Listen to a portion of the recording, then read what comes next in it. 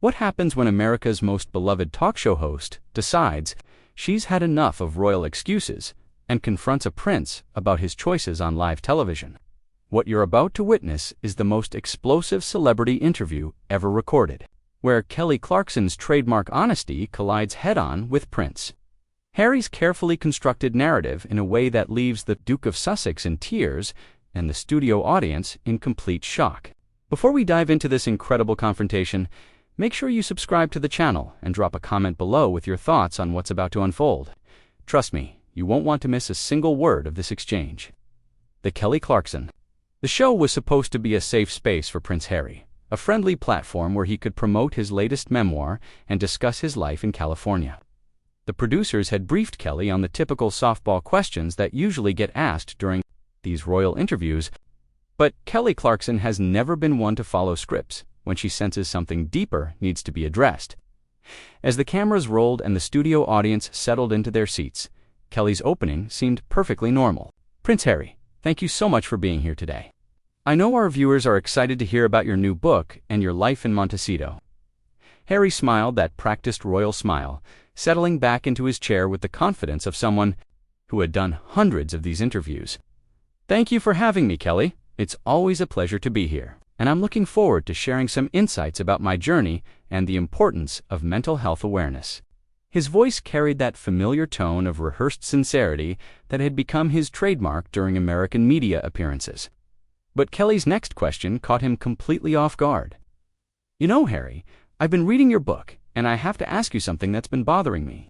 You talk a lot about wanting privacy and protecting your family from the media. But here you are, on television again, sharing the most intimate details of your life. How do you reconcile that contradiction?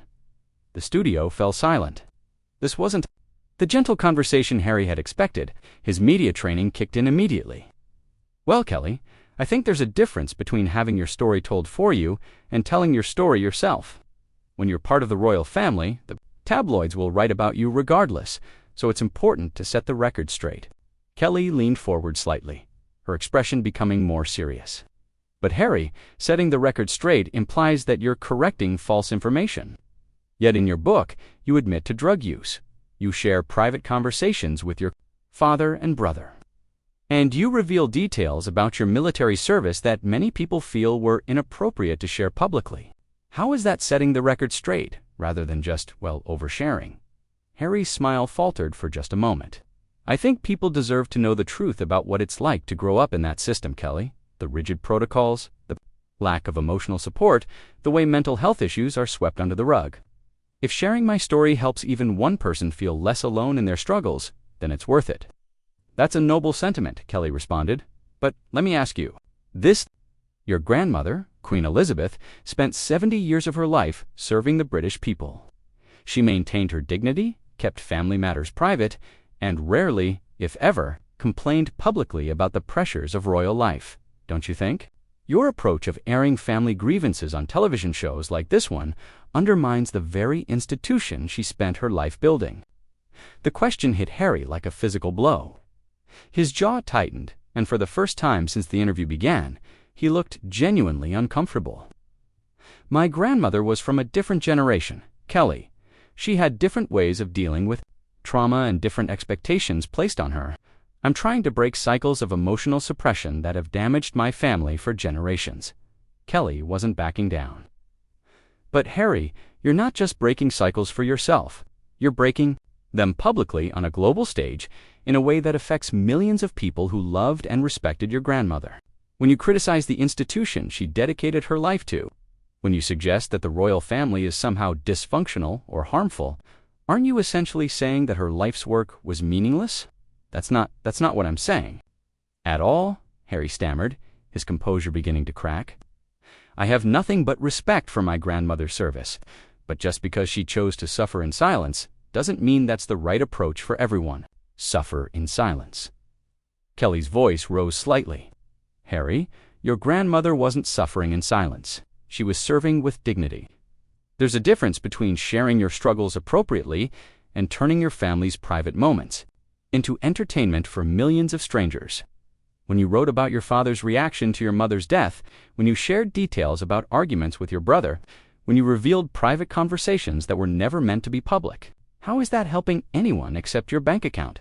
The studio audience was completely silent now, watching this unexpected confrontation unfold. Harry's face was flushed, and his hands were gripping the arms of his chair. Kelly, I think you're misunderstanding my motivations here. This isn't about money. It's about healing and helping others heal. Then why does it seem like every time you need to pay the bills, another family's secret gets revealed? Kelly asked pointedly. Your Netflix deal, your book deal, your podcast, your interviews. Each one promises to tell us more about your trauma, more about your family's failings, more about how victimized you've been. At what point does healing become exploitation? Harry's voice was shaking now.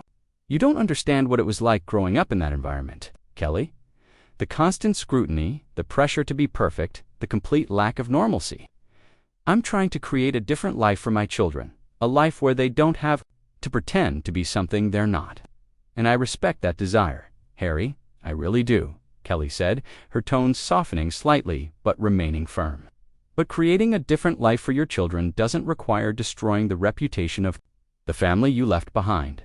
Your father is now king, your brother is his heir, and every time you go on television to criticize them, you're not just hurting them personally. You're undermining the institution that millions of people still believe in and respect the emotion.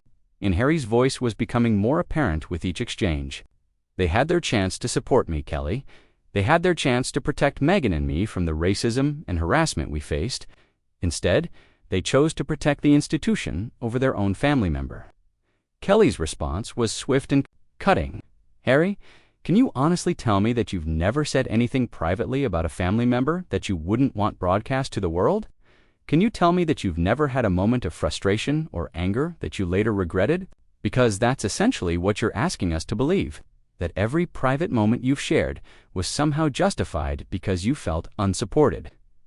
The confrontation was escalating beyond anything either of them had anticipated, and the tension in the studio was becoming palpable as Kelly prepared to deliver her most challenging question yet. Kelly leaned back in her chair, studying Harry's increasingly distressed expression before delivering her next question. Treated your mother how the paparazzi contributed to her death, and how you're determined to protect your own family from that same fate. But isn't it true that you voluntarily put yourself and your family in the spotlight far more than any working royal ever has? Harry's eyes flashed with anger. That's completely different, Kelly. We're controlling our own narrative instead of letting others control it for us. But are you really controlling it, or are you just feeding it? Kelly pressed. Because from where I'm sitting, it looks like you've created a media empire built on your family's dysfunction. Your wife has her podcast where she talks about her struggles. You have your book where you share intimate family details. You both did that interview with Oprah where you made serious accusations about your family. How is that protecting your privacy? We're sharing our truth, Harry said, his voice becoming more defensive. After years of having lies told about us, we deserve the right to tell our side of the story. Kelly's expression grew more serious. Your truth, Harry. Let me ask you this. When you shared that conversation about your son's skin color, when you talked about someone in your family expressing concerns, did you think about how your father would feel waking up to headlines calling him a racist? The question hit Harry like a sledgehammer. His face went pale, and for the first time in the interview, he seemed genuinely at a loss for words. We never intended for it to be interpreted that way. Accusations about racism, and then act surprised when people draw specific conclusions. You put your entire family under a cloud of suspicion, and for what? Your family's reputation. You don't understand the pressure we were under. Harry, you're a grown man with enormous privilege and resources. You could have handled this privately. You could have worked within the system to create change. Instead, you chose to go nuclear on your own family on international television. And now you're sitting here on another television show, continuing to rehash the same grievances. When does it end? Harry looked like he was struggling to maintain his composure, his breathing becoming more labored with each challenging question.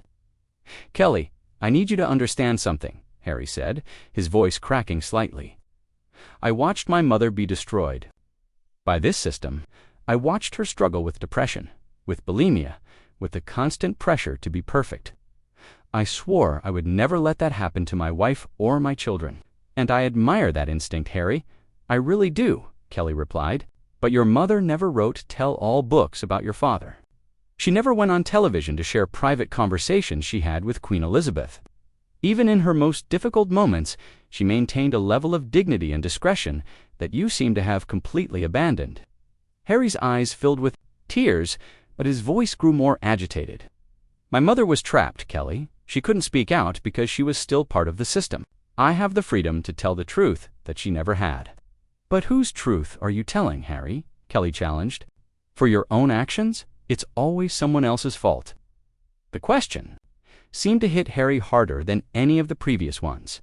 His composure was crumbling visibly now, and tears were starting to form in his eyes. I've taken responsibility, Kelly. I've admitted my mistakes.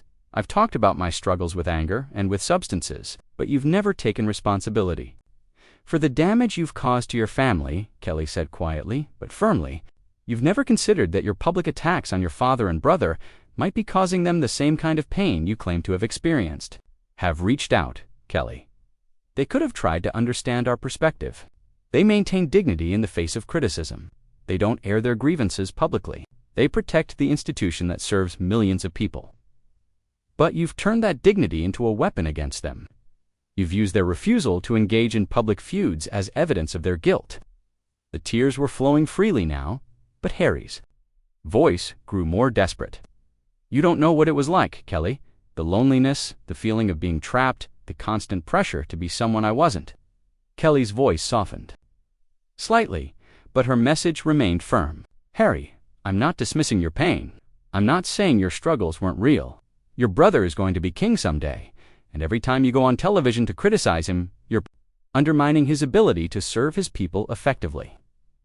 Your father is trying to modernize the monarchy, and your constant attacks make that job infinitely harder.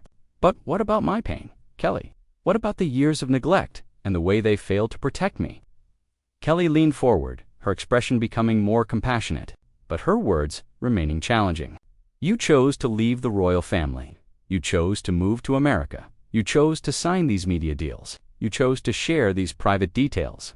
Those were your decisions, and the consequences of those decisions are your responsibility. The breakdown was becoming more evident with each passing moment, and Kelly was preparing to deliver the most devastating question of the entire interview, one that would finally push Harry over the edge. The studio was so quiet you could hear a pin drop as Kelly prepared to deliver what would become the most talked about moment in television history. Harry was visibly struggling, tears streaming down his face, but Kelly wasn't finished. She had one more question that would completely shatter his remaining composure. Harry, I want to ask you something, and I need you to really think about your answer, Kelly said, her voice steady but filled with emotion. If your mother was alive today, and she saw what you've done to your family, what you've done to the institution she was once part of, what you've done to your brother who she loved deeply, do you honestly believe she would be proud of your choices? The question hit Harry like a physical blow. His face crumpled completely, and for several seconds, he couldn't speak at all. The cameras captured every moment of his breakdown as he buried his face in his hands, his shoulders shaking with sobs. That's not fair, Kelly, he managed to whisper through his tears. You can't use my mother against me like that. I'm not using her against you, Harry. Kelly replied gently but firmly. I'm asking you to consider what she would think about the path you've chosen. Your mother fought to protect you and William. She wanted you to have a close relationship with your father. She believed in the monarchy even when it failed her. Do you really think she would want you to spend your life destroying the family she died trying to protect? Harry was sobbing openly now, completely unable to maintain any semblance of composure. She would understand, Kelly. She would understand that I was trying to protect my family the same way she tried to protect us. But you're not protecting your family, Harry, Kelly said, her voice breaking slightly with emotion. You're destroying it. Every interview you do, every book you write, every accusation you make drives the wedge deeper between you and the people who love you. Your mother wanted you and William to be close. She wanted you to support each other. Instead, you've turned your brother into an enemy and your father into a villain. The raw emotion in the studio was palpable. Even the camera crew seemed affected by the intensity of the moment. Harry was crying so hard he could barely breathe, let alone speak. Don't understand the pain I was in, Kelly, he gasped between sobs. The loneliness, the feeling that nobody cared about me, the way they just expected me to smile and pretend everything was fine. I do understand pain, Harry, Kelly said softly. I understand what it's like to feel abandoned and misunderstood. But I also understand that healing doesn't come from hurting other people. It doesn't come from revenge or from public humiliation of your family. It comes from forgiveness and from taking responsibility for your own actions. Harry looked up at her through his tears, his face red and swollen from crying. How can I forgive them when they never apologized? How can I move on when they never acknowledged what they did to me? Because forgiveness isn't about them, Harry, Kelly said, her own eyes filling with tears. It's about you. It's about freeing yourself from the anger and resentment that's clearly eating you alive. Look at yourself right now. Look at what this pain has done to you. You're 40 years old and you're still fighting battles from your childhood. When does it end? The question seemed to break something inside Harry. He doubled over in his chair, sobbing uncontrollably. I don't know how to stop, Kelly. I don't know how to let go of the anger. Every time I think about what they did, about how they failed me, I just get so angry all over again. Then maybe it's time to try a different approach, Kelly said gently. Maybe it's time to stop talking about your pain on television and start dealing with it privately. Maybe it's time to stop trying to punish your family and start trying to heal your relationships with them. Harry shook his head violently. They won't even talk to me anymore, Kelly. I've burned those bridges. William won't take my calls. My father barely acknowledges my existence. I've lost everything. And whose fault is that, Harry? Kelly asked, her voice barely above a whisper. Who made the choice to air your family's private business on international television? Who decided that your pain was more important than their privacy? Who chose to prioritize media deals over family relationships? The question hung in the air like a death sentence. Harry's crying intensified, and he seemed to shrink into himself. I did, he whispered. I chose all of that. I thought I was protecting my family, but I was really just protecting my own ego. And that's the first honest thing you've said in this entire interview, Kelly said, her voice filled with both compassion and relief. The first step toward healing is acknowledging the role you played in creating this mess. Your family isn't perfect, Harry. They made mistakes, they failed you in some ways, but you've made mistakes too. You've failed them too. Harry nodded through his tears, finally seeming to understand the weight of what Kelly was saying. I've destroyed everything, haven't I? I've ruined any chance of having a real relationship with my family again. Maybe, Kelly said honestly, but maybe not. Families have survived worse things than this. But it's going to require you to stop being a victim and start being a son and a brother again. It's going to require you to put your pride aside and focus on rebuilding rather than destroying. The interview was drawing to a close, but the impact of this moment would last forever. Harry sat in his chair, emotionally devastated, but perhaps finally seeing the truth about his situation. Kelly had accomplished something that no other interviewer had managed to do. She had broken through his defenses and forced him to confront the reality of his choices. I don't know if I can do it, Kelly, Harry said quietly. I don't know if I'm strong enough to admit I was wrong about everything. You're stronger than you think, Harry, Kelly replied. But strength isn't about fighting your family on television. It's about having the courage to apologize, to take responsibility, and to start over. Your mother would want you to be brave enough to heal, not brave enough to keep hurting. As the interview concluded, viewers around the world sat in stunned silence. They had witnessed something unprecedented, a complete emotional breakdown that revealed the true cost of Harry's choices. The prince, who had spent years positioning himself as a victim, had finally been forced to confront his role as the perpetrator of his own family's destruction. The raw honesty of the moment, the genuine emotion, and Kelly's fearless questioning had created television history. But more importantly, it had perhaps opened the door for real healing to begin. What did you think of this incredible confrontation between Kelly Clarkson and Prince Harry? Make sure to subscribe to the channel and comment below with your thoughts on whether Harry will actually take Kelly's advice and try to repair his relationship with his family, or if this breakdown was just another moment in his ongoing public struggle.